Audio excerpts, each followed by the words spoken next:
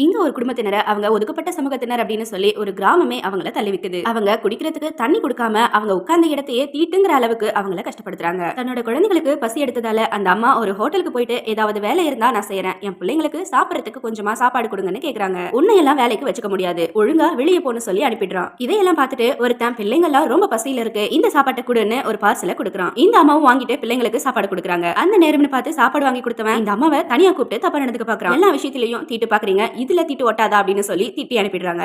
அதுக்கப்புறம் அவங்க வேற வழியே இல்லாம தற்கொலை பண்ணிக்கலாம்னு சொல்லி போறாங்க. அந்த நேரம் அங்க வந்த சிஸ்டர் ஒருத்தவங்க இவங்களை காப்பாத்தி அவங்க நடத்திட்டு வர ட்ரஸ்ட்டுக்கு இவங்களை கூட்டிட்டு போய் தங்க வச்சு படிக்கவும் அனுப்புறாங்க. சரின்னு இவனும் படிக்க போறான். அங்கேயும் மத்த பசங்க எல்லாரும் நீ இந்த சமூகத்தோட ஆளு, என் பக்கத்துல உட்கார தகுதியே கிடையாது, ஒழுங்கா பின்னாடி போன்னு சொல்லி அனுப்பிடுறாங்க. அவனுக்கு சப்போர்ட் பண்ணி ஒரு பொண்ணு அவன் கூட போய் உட்காருது. அதுக்கப்புறம் அவன் வீட்டுக்கு வந்து அவங்க அம்மா கிட்ட நான் இனிமே ஸ்கூலுக்கே போக மாட்டேன், என்ன யாருமே ஏத்துக்க மாட்டேங்கிறாங்கன்னு சொல்லி அழுறான். அதுக்கு அவனோட அம்மா அவங்கிட்ட நீ நல்லா படிச்சாதான் நம்ம சமூகத்தோட தலையெழுத்தையே மாத்த முடியும்னு சொன்னதும் அவனும் சரின்னுட்டு போயிடுறான். அதுக்கப்புறம் கூட அவனை எல்லா பசங்களும் ஒதுக்குறாங்க. அந்த பொண்ணு தான் அவனுக்கு சப்போர்ட்டிவா கூடவே இருக்கா. அப்படியே கொஞ்சம் வருஷம் போயிடுது. அந்த பையன் அவங்க அம்மா கிட்ட நான் யாருன்னே தெரியாத வேற ஊர்ல போய் 9th சேர போறேன்னு சொல்றான். அவங்க அம்மாவும் இவனோட சந்தோஷத்துக்காக சரின்னு சொல்லிடுறாங்க. இவனும் பக்கத்து ஊருக்கு வந்து வேற ஸ்கூல்ல ஜாயின் பண்றான். அங்க படிக்கிற பசங்க எல்லாருமே இங்க இவன் படிக்க வந்திருக்கானா கண்டிப்பா நம்ம சமூகத்து ஆளா தான் இருப்பான்னு சொல்லி அவனை ஏத்துக்கிறாங்க. பழைய ஸ்கூல்ல இவனுக்கு ஃப்ரெண்டா இருந்த பொண்ணு எந்த ஸ்கூல்ல ஜாயின் பண்றான்னு தேடி கண்டுபிடிச்சு அவளும் வந்து சேர்ந்துட்டா. அப்புறம் ஒரு நாள் ஸ்கூல்ல இந்த பையனோட சமூகத்தினருக்கு கவர்மெண்ட்ல இருந்து உதவித்தொகை வரதா சொல்லி சர்க்குலர் வந்திருக்கு. யாராவது இந்த சமூகத்துல இருக்கீங்களான்னு சார் கேக்குறாரு. அவனும் பழைய ஞாபகத்துல எழுந்துடுறான். உடனே அந்த பொண்ணு தான் ஏதோ சொல்லி சமாளிச்சு அவனை உட்கார வச்சிடுறா. அப்புறம் அம்மா பணம் கட்ட கஷ்டப்படுவாங்களேன்னு சொல்லி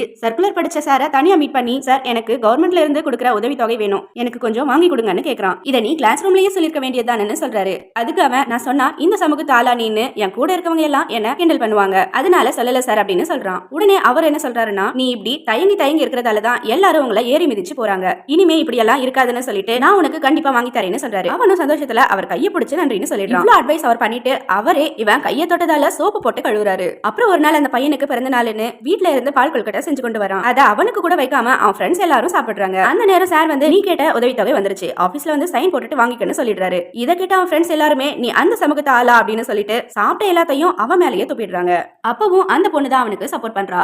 அப்ப இருந்து அவன் கிளாஸ்ல படிக்கிற எல்லாருமே அவன் நல்லா நம்மளை ஏமாத்திட்டான், அவனை சும்மா விடக்கூடாது அப்படின்னு சொல்லி கோவப்படுறாங்க. அப்படிதான் ஒரு நாள் 10th public exam date announce பண்றாங்க. அதுக்குள்ள அவன் மேல இருந்த கோவத்துல இவனை எக்ஸாம் எழுத விடக்கூடாதுன்னு சொல்லிட்டு கூட படிச்ச பசங்க இவன் கையை கால உடைச்சிடுறாங்க. ஆனா அவனோட ஃப்ரெண்ட் அந்த பொண்ணு தான் கண்டிப்பா இந்த எக்ஸாம் நல்லா எழுதுவேன்னு சொல்லி மோட்டிவேட் பண்ணி அவனுக்காக நோட்ஸ் எல்லாம் ப்ரிப்பேர் பண்ணி கொடுத்து படிக்க வச்சு எக்ஸாம் ஹாலுக்கும் கூட்டிட்டு போய் விட்டுறா. அவனால சுத்தமா எழுதவே முடியல. ஆனா நம்ம நல்லா படிச்சாதான் நம்ம சமூகத்தோட தலையெழுத்த மாத்த முடியும்னு அவங்க அம்மா சொன்னது ஞாபகம் வருது. எப்படியோ கஷ்டப்பட்டு எழுதி முடிச்சிடுறான். எக்ஸாம்ல அவன் ஸ்டேட் ஃபர்ஸ்டும் வாங்கிடுறான். இத பத்தி அவங்க கிட்ட கேட்கும்போது இது எல்லாத்துக்குமே காரணம் என்னோட தோழி தான், இந்த வெற்றியை அவளுக்கு நான் டெடிகேட் பண்றேன் அப்படின்னு சொல்லிடுறான். இதை கேட்ட அந்த பொண்ணு ரொம்பவே சந்தோஷப்படுறா. இத டிவில பார்த்து தப்பா புரிஞ்சுக்கிட்ட அந்த பொண்ணோட அப்பா உன்னோட தகுதிக்கு ஏன் பொண்ணு கேக்குதான்னு சொல்லி அவனை அடிச்சு ஊருக்கு வெளியே தூக்கி போட்டுறாங்க. அதுக்கப்புறம் இவன் இங்க இருந்தா சரியா வராதுன்னு சொல்லி அந்த சிஸ்டர் அவங்கள வேற ஊருக்கு அனுப்பி வச்சிடுறாங்க.